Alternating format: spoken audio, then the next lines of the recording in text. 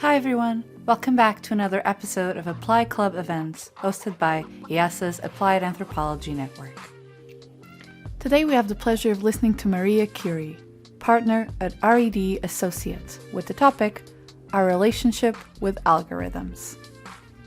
We hope you're going to enjoy this episode, and please don't forget to follow us on our diverse channels like Twitter, Facebook, LinkedIn, Slack, and more, which you can find in the show notes. Thank you. Yes, thanks for joining. And the first thing I kind of want to say to kick things off is the reflections that I'm sharing here are not just from me. They come from all of the work of my brilliant colleagues who have been studying tech in various ways, shapes, and forms over the past several years. And yes, as Marcus mentioned, I'm part of ReD Associates, and the type of work that we do is we help leaders create original strategies for the social worlds of tomorrow. So we do this basically by spending time with people in their everyday lives. We, observe them in their homes, in their communities, and we try to come back with something to say that really challenges and illuminates for the companies that we work with how to understand people better. And as part of this, we've been making some observations about people again and again in our tech studies. And we want to use this forum to share these observations and also to get your take. I think part of the draw of these impulse talks is that they are, they do hopefully spark conversation. And these are in some ways early observations that we've been making. And they raise a lot of questions, many of which we don't have the answer to. And so I'm hoping that through the discussions, I'll also take lots of notes and get your thoughts on this. So let's first take a wide angle look, on what we're exploring here, which is that we've been observing in our tech practice, over the years that people are building relationships with algorithms. And what does that mean? So for better or worse, algorithms shape our world, even as we shape them, right? They influence who gets hired, what temperature our office buildings are set to. Maybe that was more relevant before COVID, but they help us to detect and mitigate COVID. They inform how brands track consumer habits. Algorithms shape our preferences, but we also shape them. And algorithms are opaque. That's how it's sort of being described, increasingly so. We can't really see into them. We can't really understand how they're made. And this is drawing scrutiny from many different directions in society. So, data scientists, ethicists, social scientists, theorists, policymakers, all are describing the key issues and trying to propose potential solutions, right? So there's a lack of transparency that makes accountability and assessment of algorithms really difficult. We can't really easily examine or replicate what an algorithm is doing. Auditing or having some kind of external review is infrequent, it's super specialized, and it's hard to do. There are also all kinds of hidden biases that can perpetuate inequalities and injustices. For example, when Apple launched its credit card, women were offered lower credit lines than men. So there's you'll find numerous examples like that out there. And then there are, of course, unhealthy effects to algorithms. They can be purposefully addictive. They can expose us to content that is inflammatory, offensive, false. They can make us feel like, our agency isn't quite there in what we do, and they can reduce how productive we feel. Maybe we feel more distracted. And so we talk about proposed solutions. We talk about having stronger regulations around tech companies, mandates for more transparency into how algorithms work, what they prioritize, their results. And increasingly, experts are talking about the importance of better data to train those algorithms at the beginning, and more transparency for users in the experiences of the products, platforms, or services that these algorithms are fueling. And so overall, there's a lot of discussion that's happening, at the societal level.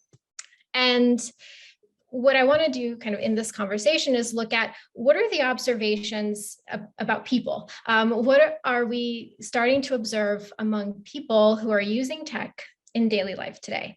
And we're observing awareness, curiosity, and relationships to algorithms starting to emerge. And so I kind of, want to spend this session really unpacking those three. So if we start first with awareness. So people are increasingly aware of content generating algorithms. So, this is an example that's very similar to ones that we would encounter in the field, right? So we've had participants say things like, Pinterest's ideas for me section is showing me recipes, but I don't really cook. I guess it's the algorithm. It's choosing to show me things. Maybe it's because I selected restaurants and I wanted to see more restaurants. This is sort of a composite of different things that we've heard in the field. So it comes up kind of naturally in conversations and in observations when we're not really, even bringing up the topic of algorithms per se.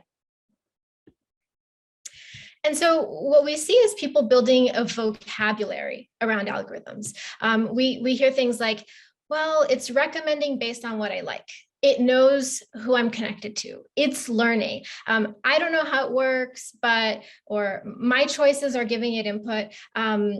People seem to be kind of waking up to algorithms. Across several studies over the past few years, we see new metaphors, new ways of describing how the apps and platforms work, whether they're accurate or not. It's coming up in discussions. And we see this qualitatively, at least, across different age groups, different levels of tech literacy. It's not with everyone. By no means is this something that we see across the board, but it's something that we see like an early signal of. And people are often aware that the content that they're encountering is algorithmically generated when it surfaces.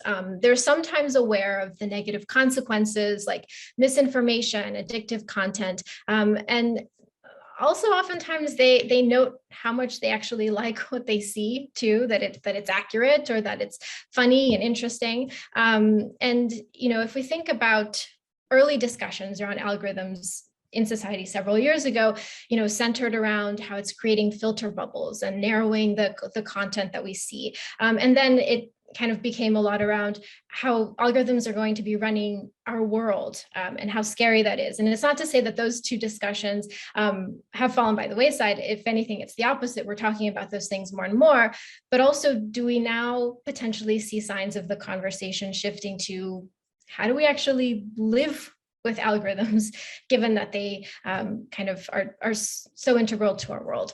And how is this increased vocabulary that people have around algorithms, how is it going to change the expectations and the experiences that people seek from tech and from social media? So that's sort of about the awareness that we see, right? But we see things going a step further into a genuine curiosity. And what do I mean by that? I mean, people are curious about how algorithms work. So we hear things similar to something like, my Explore page must know that I'm a dancer because of all the choreographers that I follow. It's also giving me Fashion Week images, probably because of all the outfit photos I like. I don't get any dance stuff on Twitter, probably because I don't follow anyone on there. I haven't used it for years. And what we see in that is people are noticing patterns, right? They're coming up with their own logics for how these algorithms work. They have ideas about it. And when it's unclear how the algorithms work, people actually fill in the gaps with oftentimes like unfavorable perceptions of the platforms and the services that they're using. So it'll be things like, it's scary, creepy, evil, more so than I think to be given credit for.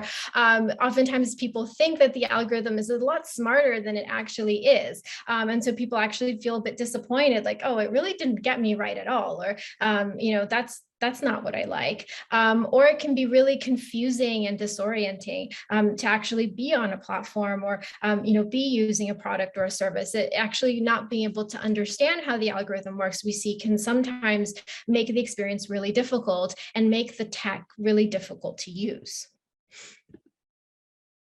So, people's perceptions of how algorithms work may be shaping their expected experiences and their perception of value on a given platform or on a technology. For example, we've seen this again and again in our fieldwork that people expect TikTok recommendations to be kind of random, not actually random, because then it's really accurate in the breadth of what you like. But there's a sort of expectation that randomness is built in, and that's exciting and fun. And that's less so the case on other platforms. And so what this means, if we think about it, is changing how people perceive the value of a given platform or technology may actually require changing or helping people, build from the ground up their perceptions of how it works, of how the algorithm works.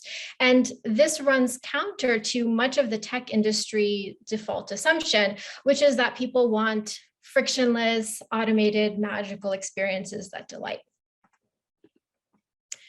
And then so that leads to kind of the third part of these observations, which is around relationships. So what does it mean when people are aware that there's an algorithm working behind the scenes? Does it change in turn people's behaviors? How much of this awareness can actually help people have more agency and control, if at all? And so is all of this becoming actually quite relational? And so, what do I mean by relational? So people are starting to perceive of the algorithm as dynamic and alive. They want it to work for them. So, algorithms assume people are passive, but we see that they're actually being much more intentional. So we hear and we observe behaviors like, oh, I want it to help me build this habit around, or keep me connected, or help me learn, show me more of, help me to remember. People are seeking to make the algorithms work for them, to exercise agency in a system that is meant to really automate experiences. So there's an interesting tension, I think, that's starting to emerge. So, but the tools at their disposal for kind of having more of a role and shaping this algorithm that feels dynamic and alive, those tools are either hard to find on a technology or a platform, or they feel really finite. Like what you're doing will have permanent implications for like your whole experience of the product or the service, rather than being flexible and something that you can experiment and sort of play around with. So we see people taking matters into their own hands. We see a lot of different behaviors, big and small, around people trying to hack these algorithms. So, for example, using generic or completely unrelated hashtags to something that they're posting on a social media platform to boost how discoverable it is, and how many new likes or followers they might get. We see that's from like a content production standpoint. From a content consumption point of view, people will sometimes withhold their likes or who they follow to keep interests separate across platforms. So saying, well, I'm going to make Instagram only for crafting. So I'm not going to like anything related to, the sports that I watch, because I want to keep those things separate. Like people are starting to kind of tailor their platforms in those ways, providing advice to others on how to understand and tailor feeds. So there's a trend right now amongst creators who, are basically posting things like, if you see my content on your feed, here's what it means about, you, or, how the platform thinks about you, right? Muting or unfollowing content, using the tools that are available, indicative liking, or viewing videos, more often than you typically would, to try to quote unquote train the algorithm to learn more about you, or trying to even just give direct feedback when the option is available. Again, this isn't everyone that's doing this, but it's a behavior that's coming up more and more in our studies.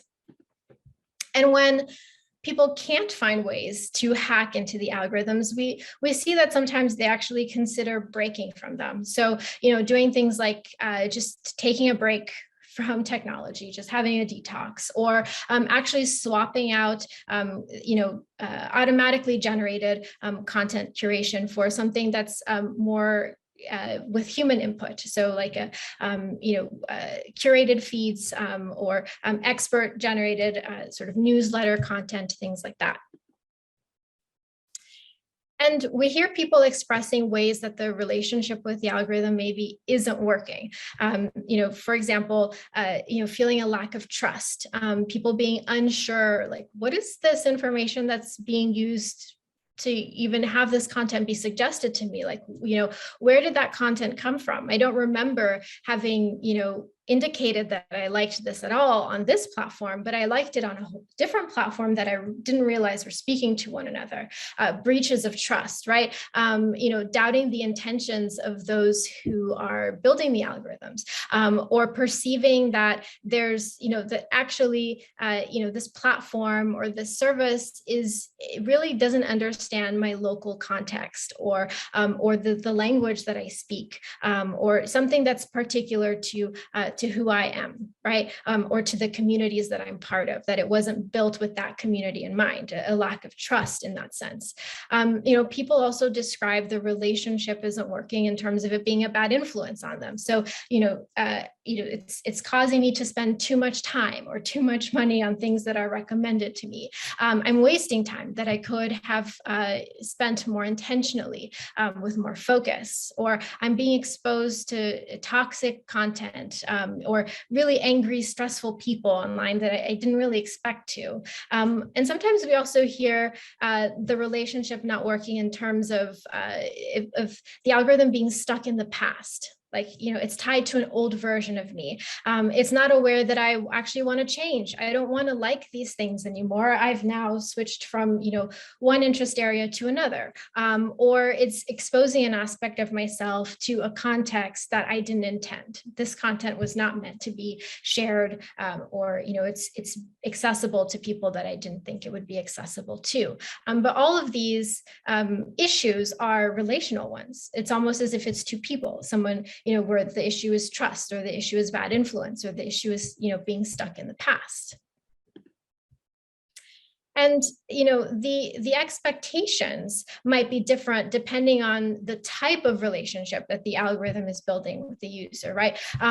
Perhaps whether it's, daily assistance or entertainment generating content or social media connection, like that the purpose of the algorithm from a user experience point of view implies a different relationship. So for recommendation engines related to entertainment content, for example, is the relationship supposed to be defined by comfort or discovery or kind of expansion of the self? And those are very different expectations than, let's say, what you would want out of algorithms that are meant to provide kind of digital assistance to you throughout your day. And in fact, we have seen that, in studies that are about digital assistance, that the expectations are quite distinct. For example, people want and value digital assistance that know kind of their mindset and the environment that they're in and how that's going to shape what they need in the moment. They value when that daily assistance can extend their knowledge or capabilities in a moment of need, that's the most valued type of intervention that service or that technology can provide to them. Or, they really value when digital assistants demonstrate things like social skills, discretion, trustworthiness, being able to kind of reference where the information is coming from that they're being given. And that there's value also in digital assistants removing distractions, not just constantly surfacing content. And so those expectations are quite unique to the algorithms that are fueling digital assistance devices, but is that going to be the same set of expectations for other types of algorithms doing other things for people?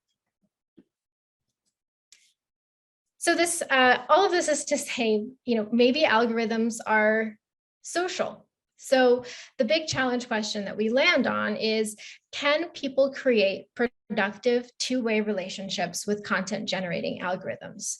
And I think a number of questions emerge from that, right? Things like, questions like, what types of experiences would give people more control, actually? What would it mean if or when some services or platforms actually promise to offer this? Is this something that people would be receptive to, that they would believe? What would it need to have? And then what inequalities may actually emerge in having access to algorithms that work in the service of users, if those do come about? Will it actually perpetuate big differences and inequalities in who can access? And I want to leave us also with considering what applied researchers can or should do, and that being a kind of series of questions embedded in this bigger question. Applied researchers can, for starters, study the relationships of individuals and algorithms rather than just studying the individuals themselves, and actually note how those relationships over time. Maybe applied researchers can advocate for the importance of making sure that there's good data and well thought out, really rigorous processes for how these algorithms are built and monitored.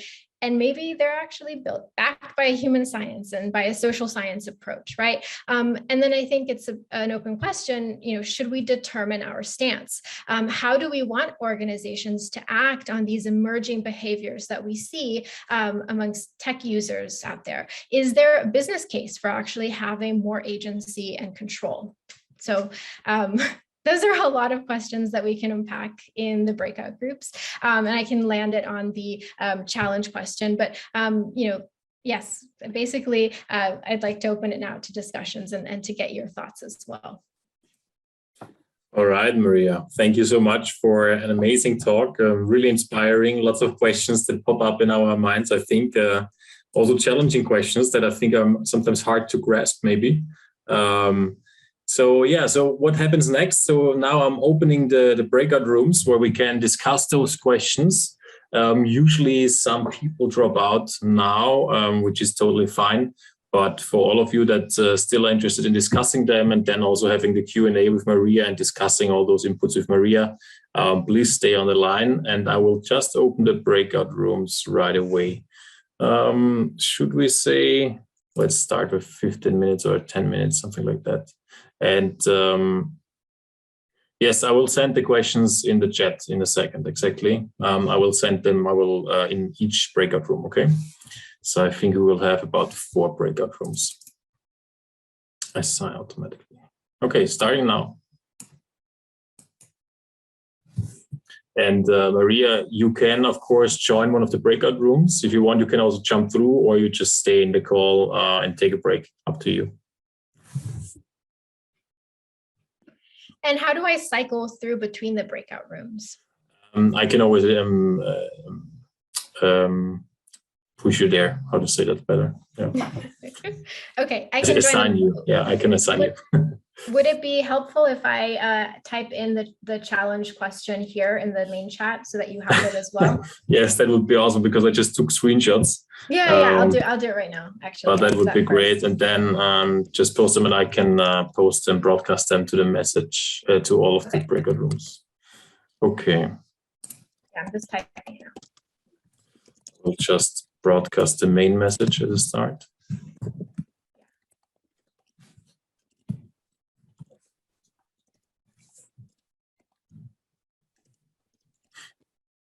So I typed out the main one in the chat, and I will. Hi, Carolyn. Hi, Ed. Hi, Mike. Hey, guys.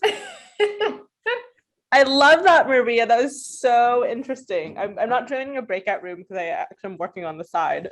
No, but I want to support and listen. Okay. I'm really glad you joined. I love that. Who knew algorithms could be so interesting in that way? The most brains in the room, Yeah. so to say, I guess. Hey, guys. Okay, I just started the recording again so nobody else hears it, and then let's close the rooms. How were the discussions for you that you joined? They were really great, super thought-provoking. Each group was sort of tackling things from a different angle, so I've been taking notes. Cool. And did you, I mean, were the questions and the insights that you showed today and so on, were they part or based on the work that you have been doing also in that field for the last years and so on? Yeah, so it's informed from observations that we've seen in field work across projects, basically. Yeah, and then also how we've been, talking about and thinking about those observations in our work. Yeah. Okay, cool. I think I will ask you the same question in a second so that the rest also hears about it. I think it's interesting to hear. Mm-hmm. All right, and let's just wait until everybody's back, and then every group can give a quick summary, and then you will see that we will enter a natural discussion, if you want to or not. All right. Let's see who we're waiting for.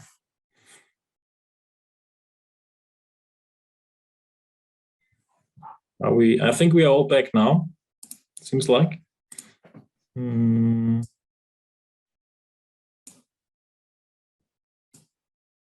Yeah, seems like okay, cool. Then let's just go through each group, and one or two or your whole group should try to summarize your discussion in, let's say, 2 to 3 minutes, and then we can take it from there.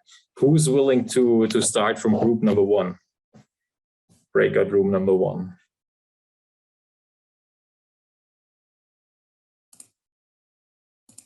Do you guys know? Rebecca, do you want to go? I know I am. I was in group 1.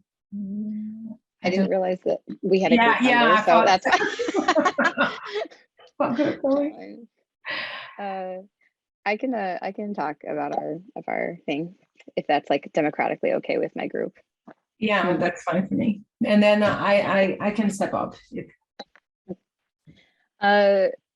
We did not follow your question prompt, so that was like our own veer of the data set. So we will not lead to better data. We will be an outlier. We talked a lot about, I would say that Laura brought up some really good like critique narratives around the use of algorithms and like how are we actually able to like trust, maintain, do they do what they want to do they not do what they wanted to do? And so we had a kind of larger conversation for a while about where they are right now, where they could go, the positive or negative attributes, like how you have autonomy, how you don't have autonomy with them. So I think that we were talking a lot about like your discussion points of what people were thinking or feeling, but then coming in from it from our own angles. So I think we were actually maybe a continuation of your slideshow. Like maybe we're just adding to that. Yeah, I think so. Yeah. That's my contribution. No, perfect. Yeah, because I think there's some important things when we look to the algorithms that I don't think users still have this agency. I think this is still very, I don't know, niche in a way. I still think that this is so abstract and there are so many biases when we look into the algorithms. And we take some things as normal when they are actually not. And this is because, well, I think there's deep questions regarding fake news, race, and here we are, most of us white, but yeah, so yeah. I think some deep questions regarding that. And yeah, so, our group talked a lot about racial biases within algorithms as well that Laura brought up too. So that's important. Like we talked about what are the different biases that are not covered in a language that is one way or targeted, since algorithms have to be written in a specific format. And so like, how does that impact a larger situation and people? One thing I thought was very interesting in your group discussion was, this question of control. There's actual control and agency, and then there's just the experience of it, right? Like, oh, I feel like I have more control because I'm allowing myself to give input, but actually that's not really true or genuine. And is that going to be something that people are going to be more perceptive of? And, if we do like a thought experiment of what happens if a service does come up that actually does offer that to people, that says, well, I can provide the algorithm that is working for you on your behalf, but but it's really expensive, right? Or but it's, you know, yeah, there might be all sorts of but or what ifs from that, but it's possible. And then how will other potential companies or services react to that, right? Yeah, very interesting. So all the biases and critical issues around algorithms, which are also complex to understand, and as you pointed out in your group, also very systemic often, right? All right, let's move on to group number 2. That would be Alma, Benedict, Erica, Gayatri, and Sarah. Who wants to jump on it?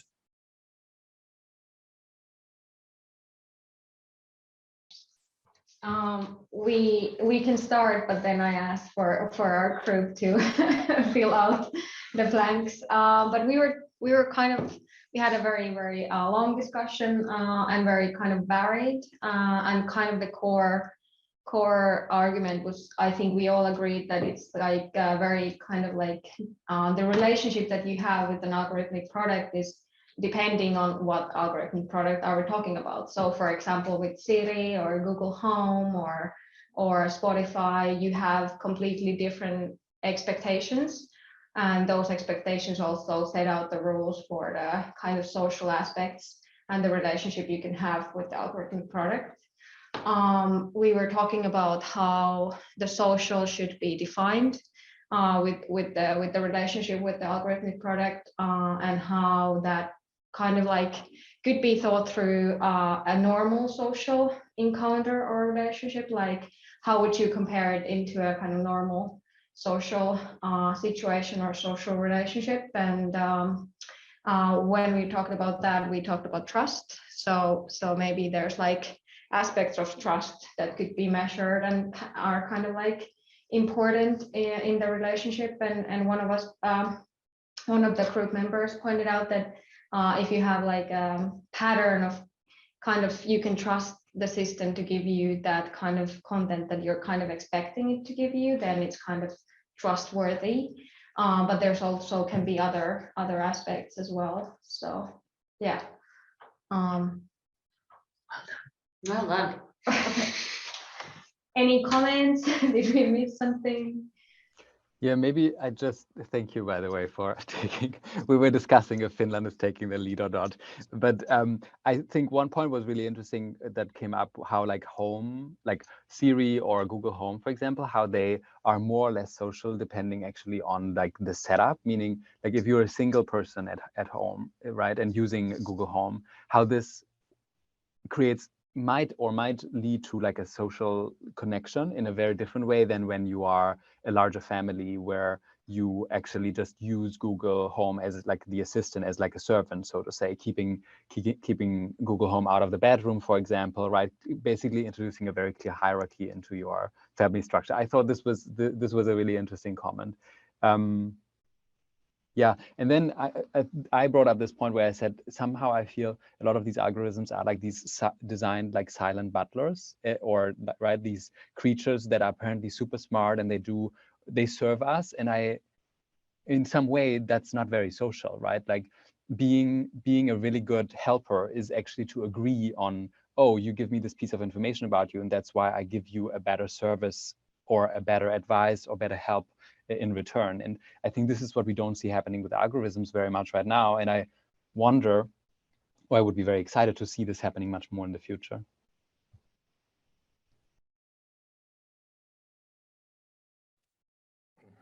Anyone else who wants to follow up on this? There's a raised. No, that was my hand. Confused myself. Maria, did you want to say anything around that topic? I was going to, but then the group just spoke about it so beautifully that I was mostly just taking notes.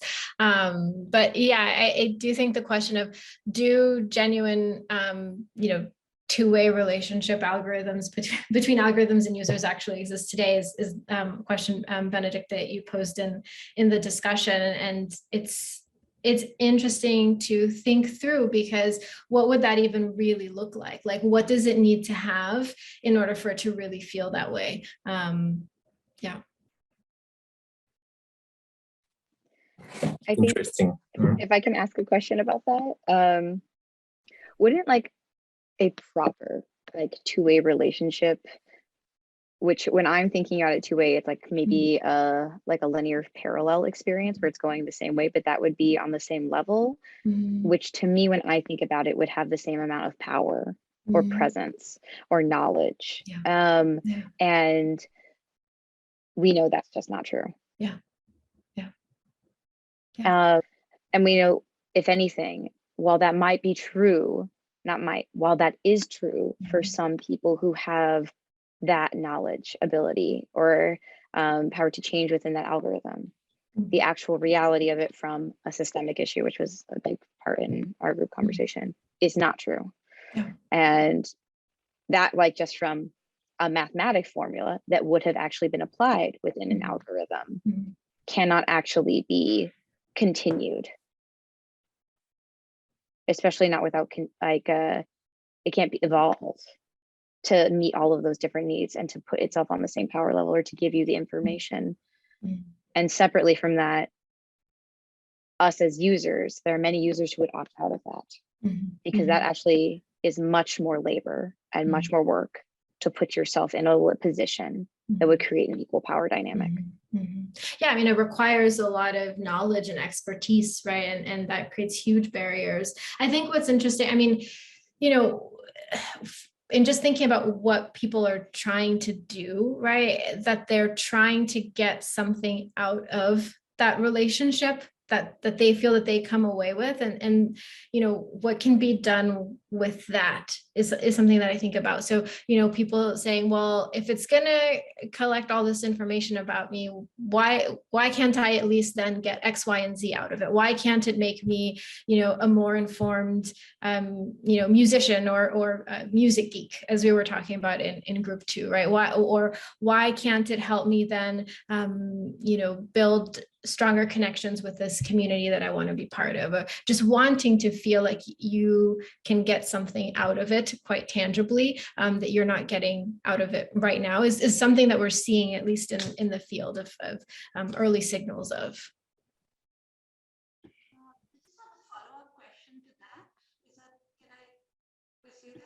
Okay, I was just typing notes as well. So if nobody wants to follow up on this topic, Bene has Gayatri, a hand up. Oh, and okay. Gayatri was also talking, but her mic is not working very well. Can you hear me? Yes, now we can. Yes. Okay, very quickly. Sorry, Benedict raises hand.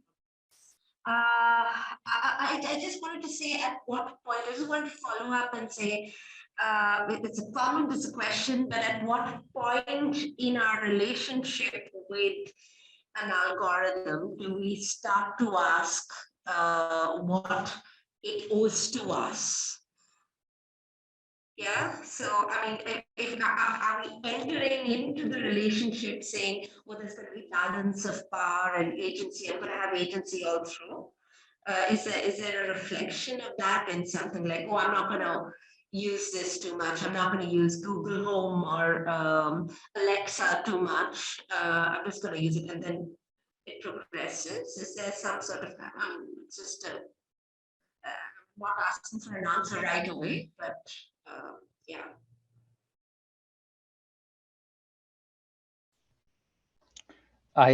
Rebecca, I really like your point of like how much is there in like this imbalance of power and not.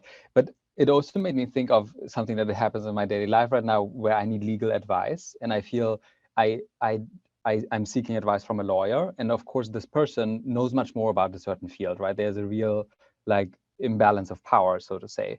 But and at the same time, like for me to trust this person, in fact, because I need her, this person is creating trust and become social, so that I am willing to, well, tap into this like knowledge, like kind of expertise, right, that exists out there. And I just thought it's kind of maybe this is a helpful way also for us to think, okay, these algorithms, they give us access to a lot of power, or not power, but like a lot of knowledge. There's a imbalance in power, but it's probably something we see in our social relations also. And then the question for me would be like, what do humans do to kind of establish this like engaging at eye level despite a kind of power imbalance? which something maybe that should be replicated then on the algorithmic level, for that we kind of continue buying into One them. second, you've just talked about it. Yeah, It is replicated in at least, can you hear me? I'm going to yes. scream, my audio is Now, yes. terrible.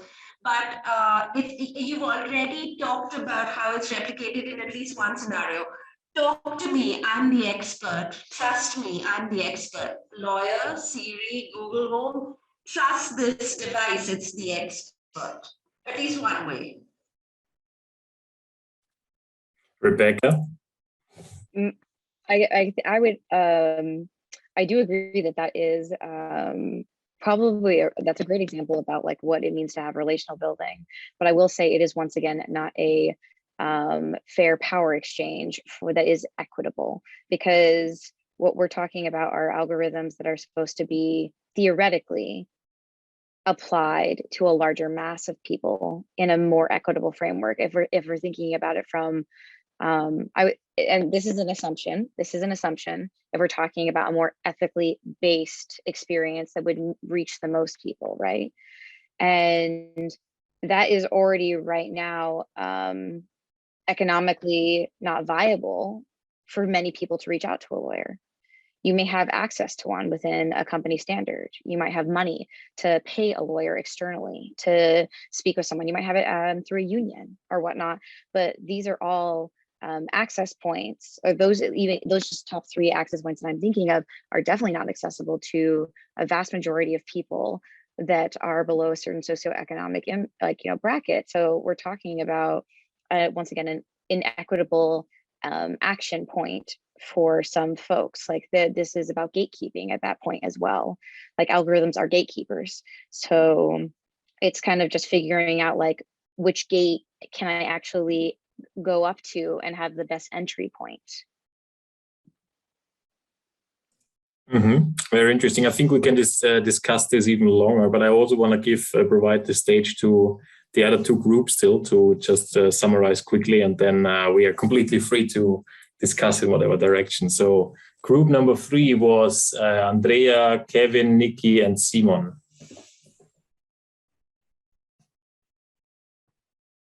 Hi, everyone. So going down lists. So we kind of were wondering if, the whole thing could be designed from scratch. And then, of course, the question came up whether, or where do algorithms actually start? So there's a problem of monetization. Who's providing the algorithms? Who's providing the software? And tying into what makes it understandable or who's providing what. There was also the question of, how do you make the symbolic code understandable? So how do you look for something that is more idiomatic? Because if you know that there is a lot of codification going on behind algorithms, and there is something that actually generates what we're seeing, you could actually see if there is something else that could be done to make algorithms more idiomatic, in the sense that, you make your own vocabulary around it. We have already seen that. We already went over that during the presentation of Marie Curie. Another thing is that also ties into that is, I think the commons, it starts to become a resource in a certain way. And with resources, you can also see how, for instance, it is being distributed. Is there commons possible? Is a lack of that not signaling a thing called data poverty? And we haven't seen a lot about it, the rise of data poverty in the first Prague conference. That was like 2 years ago, when we couldn't organize the event due to COVID. And then there's, of course, controlling the algorithm. And then we're talking more about the sense of controlling algorithm in the sense that, you feel that there is an other speaking to you, and that other can be something like, the great identitarian differences that we feel. So it can be another that is marked by ethnicity, by generation, by class. Different inflections are possible, and in that sense, it is possible to see the algorithm as an other, so to speak. And then within, this interaction, the self is, of course, the first reference to understanding the algorithm, but that also means that, you need to take the ambivalence into account. And because the self is the first reference of the algorithm, it also means you have to reflect upon yourself and to see how you can actually make it work and how you're actually playing a game along with it, along the code, the same way you speak a language, for instance.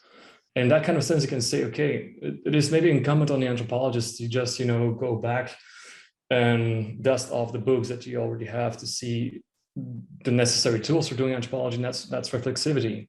So how do you reflect upon yourself whilst actually interacting with the algorithm? So in that sense, I think anthropology can actually be very meaningful. But team, if any one of you has something to add, please raise your hands.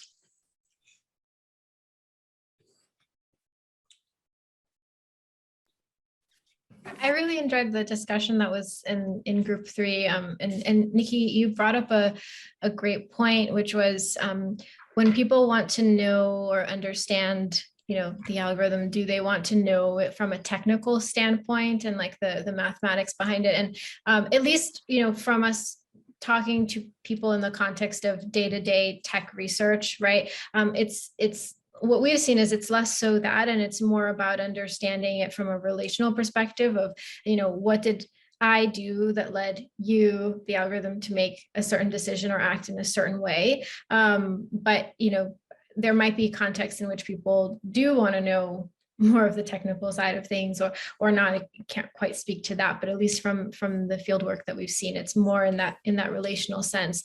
But the conversation, I really liked how it explored this idea of like, what are the metaphors and the language that we use to make it more accessible. And it goes back to, if we see people aware of algorithms increasingly so today and curious about it and wanting to relate to it, it's not always that they're getting it right? And very rarely so, because it's a very complicated thing to understand. It's inherently opaque. But, so the question of how do you make it more understandable truly is, I think, a really important one. And it's a good first step to thinking about then, okay, well, then how do you actually make it fairer? Or how do you make it, one where you have more agency? It starts with do you even understand it first? So that's why I quite like the discussion. I'd like to add on to my questions and some other ones that maybe we can discuss later. One is, what do people equate algorithms with? Do they have a metaphor? Is it a service, a machine, a person, or what is it, and how do they interact? And the other one is, do they have a concept, or do they try to understand the algorithm's motivation? Or is it do they just want to manipulate it to understand how their own manipulation works, or do they want to understand how the algorithm intrinsically works? Yeah. Thanks. Interesting, very interesting wording that you chose, Nikki, for, ideally looking to understand the algorithm's motivation. Does the algorithm itself already have a motivation, or where does it come from if not, right? So this is, I think, is a very interesting conversation where I think I can jump in with one of the questions that I prepared for you, Maria, as well. You said also before that your insights and your talk that you gave today was based on observations, right? And I know that ReD is also in partnership with Cognizant. So I wondered, have you also worked with engineers and developers that actually built these algorithms? Because on the one hand, I've met those kind of engineers that are deeply convinced that they can explain, analyze, predict any kind of human behavior. Quote, it's all just data science, right? It's just data science. So I think there's this entire issue where people are developers are super convinced that they can do this. But I also think, on the other hand, it's actually really hard to build a proper algorithm that is good, right? To just get there, I think, is really hard. And now, if we think about the fact that probably most of the algorithms, like feed algorithms and so on, TikTok, Instagram, Netflix, and so on, are actually based on, I'd say, rather simple formulas compared to the complexity that we have in human decision making, right? I was just thinking, what kind of insights did you get from observing or working with those kind of people, if you did, on how social scientists could potentially contribute to this entire process? Yeah, so two examples come to mind. For the projects that I've been on, it happens where one of the end clients, oftentimes, for a tech project, it will be the research team, the research unit, but then it will also be other teams, one of which might be, let's say, product marketing, right? To how do we get the story clear for users so that they feel a real need? But then increasingly so in tech projects, it's actually engineers. So product engineers, developers who, we need to come back with human insights that are actually relevant for those teams. And one example is around products that are already built and are already out there, right? And it's this question of what is the user experience on those platforms today? And oftentimes it happens in the question of like navigability of a platform or of a service. How do you know how to find your way around? How do you know how to, find the things that you intend to do, or find new things that you didn't intend to get out of a platform? And increasingly that's sort of shaped by the algorithms that are fueling the experiences on the platform. And so we might have implications for sort of how do you make that clearer to people? Some projects are actually about technologies that don't even exist yet. So it's, how do we build a new, let's say, virtual reality system or a new augmented reality system, for those types of projects, we're starting with a little bit more of a blank slate of saying these are the types of relationships between the user and the technology that will be socially acceptable to them. These are the table stakes that you need to have in order to create feelings of trust. Or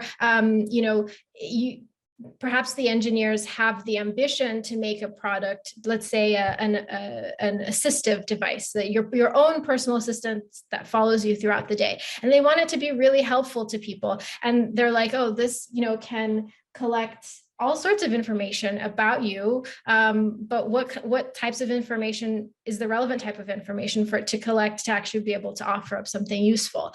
So that's kind of how I've encountered it on our projects. Sometimes it's about the product already exists and it's creating, some confusion or the wrong relationships between the user and the product. And in some instances, the product doesn't even exist yet. And it's about like, how do you even set that up in ideally the right ways, and coming in and being able to say, well, these things just won't fly with people. It's not going to be a good relationship that you're going to create with them or not as they think. Those are the most interesting ones for me.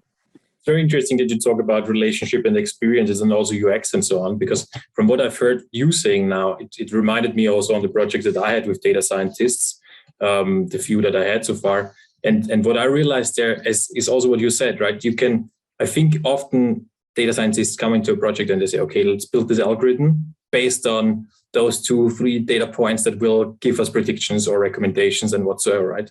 So I think if we anthropologists come in and we actually explore the context and all the possible variables that are out there that we could consider, just opening up this field of possibility for them and then telling them, what, I think you have other options than those 3 predictors, let's say, like, I don't know, income and gender and whatever, right?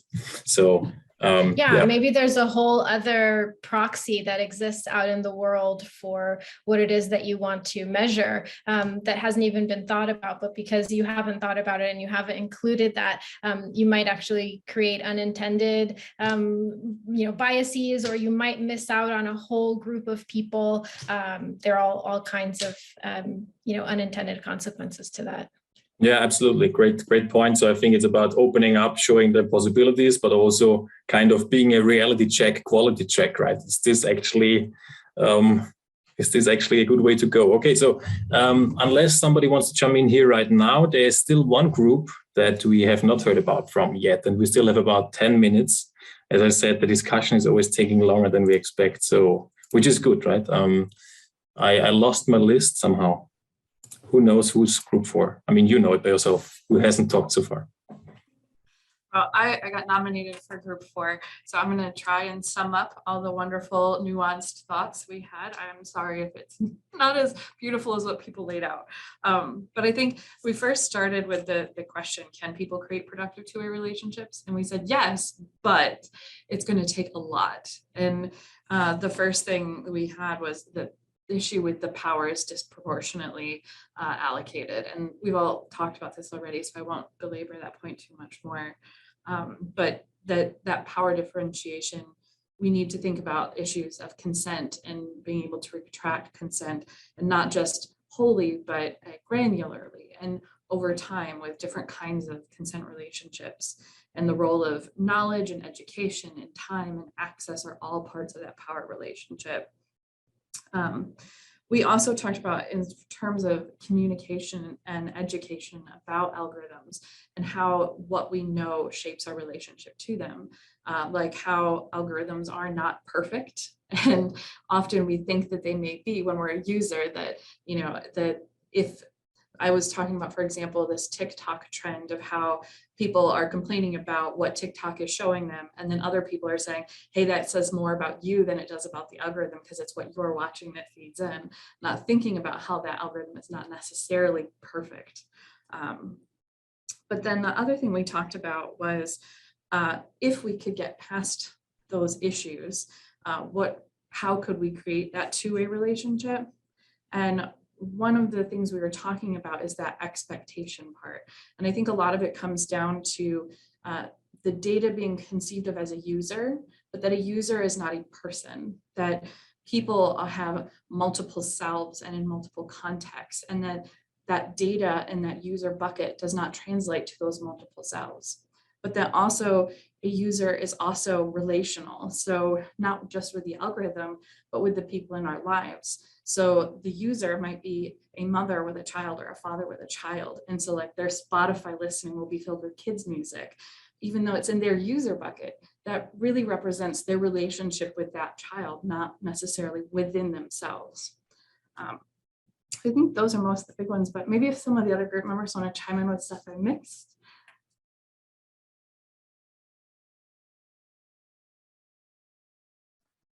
Yes, I would also add that, I mean, since I have been working in the finance industry, I'm actually doing some algorithms, and actually I'm an engineer and I'm an anthropologist. I can say about both things. I think that also people who are actually doing algorithms they have biases. I mean, we all have biases.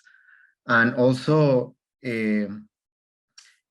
just as we also love to see how some predictions that we are making are just beautiful, let's say, it's also the same with anthropologists, because it's just the kind of inputs that we have that we want to predict what people are going to say. And also it's also very challenging, because I would say that we as a society, I mean, we don't have to think about more about disciplines, but as a society, we have to work with the people doing these algorithms to actually understand what are their biases, but also we have to work with people as users, because we need to actually understand what are those algorithms. And I think a lot of people are afraid of algorithms because they think they are just mathematics. And there's also this big misconception about mathematics are so hard and they whatever. And also I would also like to add about all the metaphors that you were saying. I was watching I don't know, something about the Deutsche Welle, I think, and they were saying something very interesting, that public information data, it's another infrastructure, just as roads, just as pavement, and so on. And I was also looking at another documentary, and they were saying that we also have we let cars be the rulers of cities. Like 90% of all the roads are made for cars, which is just insane. And this is going to be, I would like to say, this is exactly the same thing that can happen with data. If we don't do anything about it, it's going to be the same. Like Google, Amazon, and all these kind of big players are going to take 90% of the data. So we are people, we as people, we have to actually make those things. And also because I know people working with this industry, within these industries, and they are just like people that just like you and me. They are not like different people they have the same concerns, they have the same problems. So we have to stop dividing like things about they and us, because we are the same thing, the same people. And that's the thing that I was just wanted to say. And something else that also I think it would be very helpful to actually give these kind of classes in grammar school, for instance, to understand to the children to understand how algorithms are the new blackboards or are the new notebooks, so they know how to actually make writings on these algorithms. And another thing that I would like to add is, well, one thing is predictions and how they try to second guess what will be. The flip side of that is all the nudging. And I think this discussion has mostly been about, okay, how can the machine algorithm learn who we are and what kind of circumstances we come from? But really, the algorithm accepts that it can't do that, so it tries to fit us into a box where we didn't actually fit. So I think that's also part of the power imbalance between us and the algorithms. Sorry, I just want to quickly point out, if somebody's raised their hand, I kind of, am I saying this right? Terioska, have I pronounced your name right? Great. But the example you gave about cars, it ties in so beautifully with what group 1 talked about, because cars have the right of road because of, it's a practice that carried on from it's a result of colonial companies coming in and establishing right of road because they had cars and they established railroads, etc. And so the thing that Rebecca and Group 1 discussed, it actually ties in beautifully with that. I just wanted to point that out.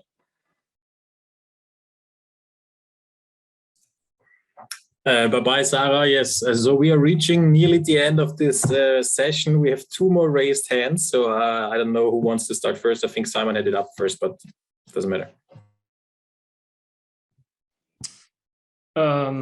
Yes, many thanks let me just see if I can just unraise my hand. Okay, never mind. Yeah, we've come across many typologies, and just tying into the discussion of, how to find a good way to converse with algorithms. There's just this one thing that I'm wondering about is, how do we best typify the algorithm? How do we best typify the other that we're conversing with? The ones that I came across is, the monster. We created a technological monster. We have created a river, the algorithm being the river flow, so the water, we being the river bed. And the other one that I really liked in this talk is the silent butler. That was a very good one. But then I bounce a question back to Marie Curie. Which of those do you think is the most effective in both analysis and understanding?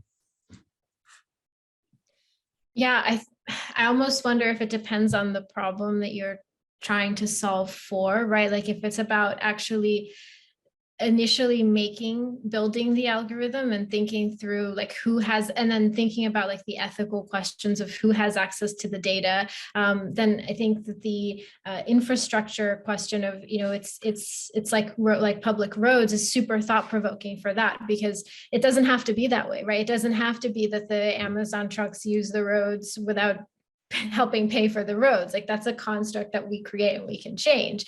And then if we think about the relationship in the moment between a person who is a user in that moment of a technology and the content that's being generated to them, then something like, the butler metaphor, something that's a little bit more human, I think can be helpful in thinking about the experience. Like, should the butler be silent? Should the butler even be a butler? Those types of questions. I think they're all really helpful. They're all really helpful metaphors for thinking through different aspects of the problem. With the river, that then is about, well, how do we change these things over time? It's very slow, and it's like moment by moment, interaction by interaction. So yeah.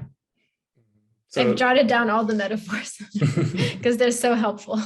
Okay, so there's no catch-all metaphor. I don't think no. so. No, yeah, I think it's based on the aspect of the really complicated problem. Yeah. Okay, I guess I will stick to the monster then. All right, Rebecca, do you want to follow up on the monster? I know that I more appreciate people sticking to time and respecting that. So this is a great conversation that we can move on to another time. All right, guys, thank you so much. It was a super cool event again. Thank you. Thanks a lot, Maria, for the inspiring and thought-provoking impulse. As I said, this was recorded. We will publish it at some point. We are still working on our speed with publications, but this is going to happen at some point. So thank you, everybody. And I hope to see you soon in one of the next impulses or events from the Applied Anthropology Network. If you have any questions to Maria, I'm sure you can follow up somehow. Maria, maybe you want to leave your LinkedIn or something in the chat. Yeah, I'll leave my my LinkedIn and my email address. In the so chat, with that, last word to Maria, as always, the speaker gets the last word. I was just going to say thank you so much for the opportunity, and thank you all for the really thought-provoking discussion that's come out of this. I've learned a lot too, so thank you. Thank you so much for watching or listening, and don't miss the next episode of EASA's Applied Anthropology Network's Apply Club events.